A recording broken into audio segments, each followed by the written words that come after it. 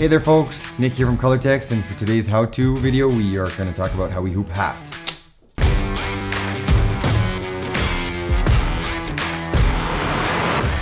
So first things first, we need the hat jig that's going to be going back onto the cap attachment.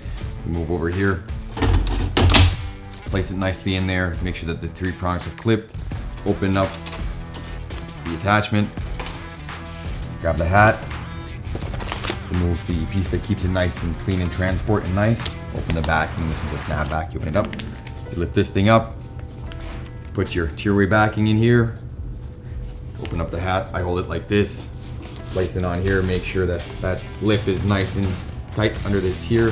Open the hat, place it, place the other side, lift the attachment that holds it down. Make sure to guide it into that crease that holds the pallet in the hat, and pull and tug on the right side. Line up everything, line up the jig, line it up, lift, place the pallet under here, open this up, and then 3-point of contact to take this out.